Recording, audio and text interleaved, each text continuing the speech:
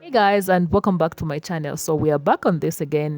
Black people saying that they won't support Palestine because them guys are to the cyst. And there's been some conflict between black people saying that they won't support not all black people, just some black people. So there's this video that was suggested to me on my For You page on TikTok that I want you guys to watch, and then we are gonna talk. So, as a Palestinian, when I say free Palestine, I am not just talking about Palestine. I started nursing school in 2015 in St. Louis, just a few miles away from where Michael Brown was killed by the police. And being in that city at that time, watching Black Lives Matter being born stirred up a lot of feelings for me as a Palestinian. I saw a country justifying a child being murdered by the state in the street. I saw the people protesting that murder being vilified. I was standing there protesting, watching a militarized police force with tear gas and rubber bullets marching towards me, and I thought, this is that. As a Palestinian, to understand what is going on in Palestine is to understand the de facto apartheid that Black Americans experience here in the States. It's not an accident that when my grandfather came here, he was told to sit at the back of the bus, and it's not an accident that he marched with MLK. It has been Black and Palestinian solidarity, and it continues to be Black and Palestinian solidarity. Because yes, Free Palestine is about Palestine, ceasefire now, and the military occupation of the Palestinian people. But it's also about resisting the global colonial hegemonic structure. Because the shit happening there is happening here. If it is not Palestinian women and babies being killed by bombs in Gaza, it is Black women and babies killed in American hospitals. If it is not Palestinian girls missing in the rubble in Khan Yunis, it is missing and murdered Indigenous women here in the United States. The rage I feel when I hear the names Michael Brown and Trayvon Martin is the same rage I feel when I hear the name Shireen Abu Akleh and Ahmed Benasra. This is not to say that allyship is transactional, it is to say the only thing we have is each other. There is a reason that when people ask me about Free Palestine, I will point them to books about Black Lives Matter. When I say Free Palestine, yes, I mean Free Palestine, but I also mean Black Lives Matter. I also mean abolition now. I also mean reparations. I also mean land back. This movement cannot lose steam, not just because there is currently a genocide being perpetuated against my people, and every minute we don't do something, Palestinian lives are being lost, but because this is a global struggle for justice. It does not start and end with Palestine. We will not be free until all of us are free. The world is waking up. There has never been global solidarity for Palestine like this, and we have them so scared. The violence is so disproportional because we are challenging a global power structure. Don't let the momentum die, because this is about all of us. Ceasefire now, end the occupation, but know what I mean when I say Free Palestine. Yes, so correct me if I'm wrong. According to my little understanding, this guy is simply asking the black community that we come together as one to support Palestine, because black Americans and Palestinians have a similar struggle.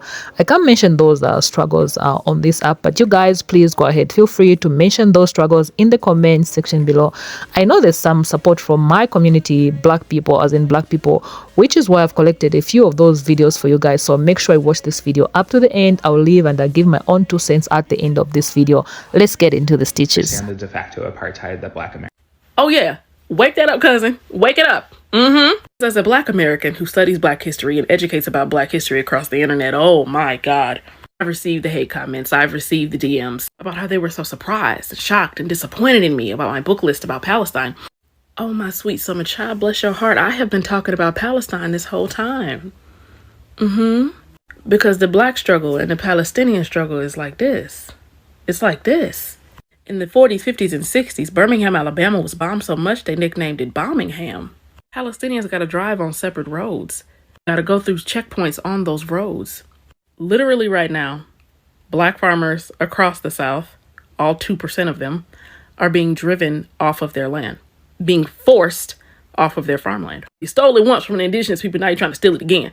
Palestinians are under the full control of a government that does not see them as human beings. Does that sound familiar? Like, what are we talking about? Across the internet right now, people are shocked to see that some Israeli people are creating content mocking the death of Palestinians.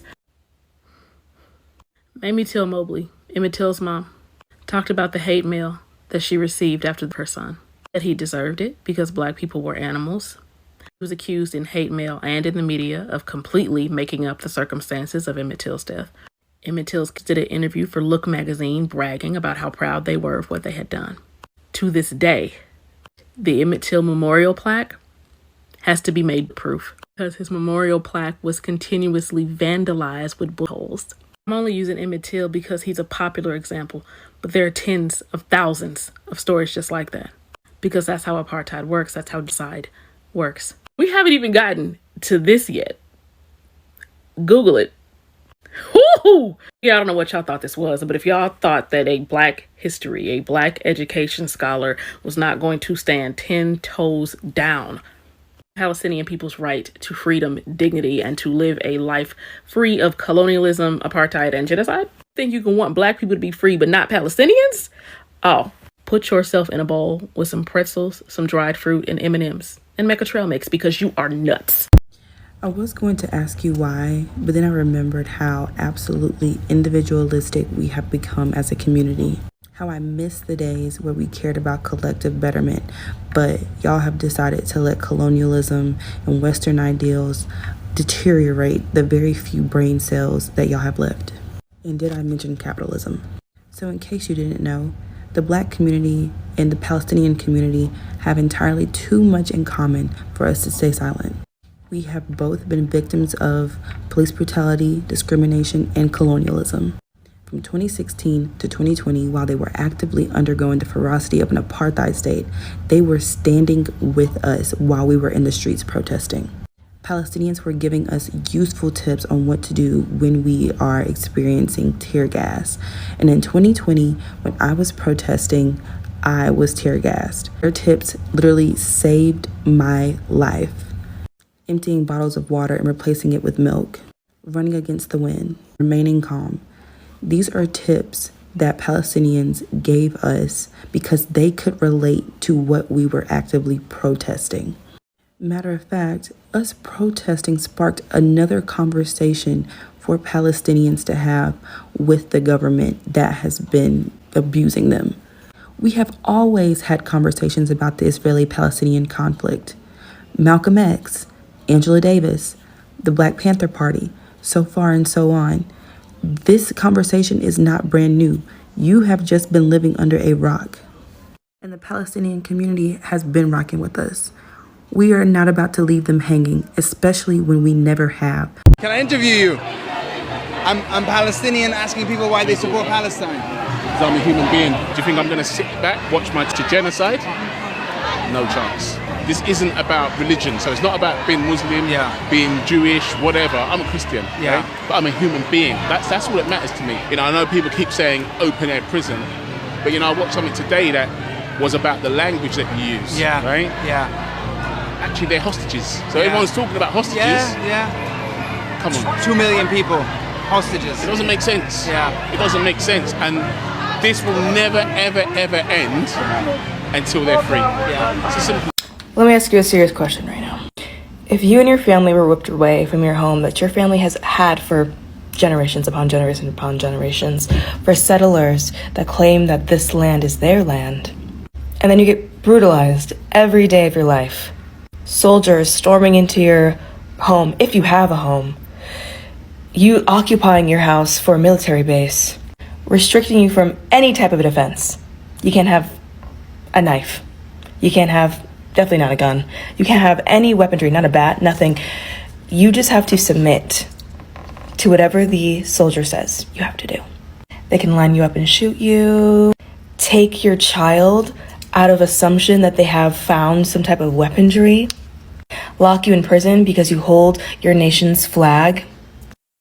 You in the street as you're walking outside of your friend's funeral who was just murdered the other day by that same soldier. Restricted from food, water, electricity, human rights. Restricted to even walk on the street that your oppressor walks on.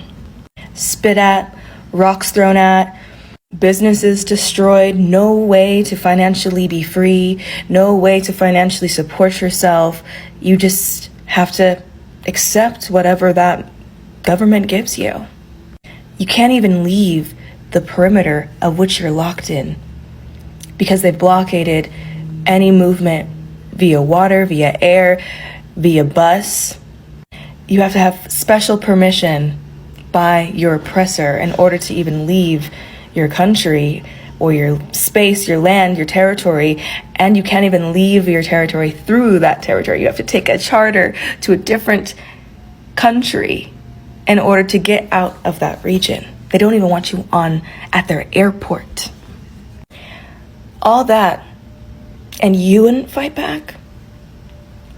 you wouldn't create a small, not well-armed army to fight your oppressors? You're telling me that you would just sit there and submit for the rest of your life being brutalized? Okay, yeah, right. And let me tell you, any loss is awful on both sides.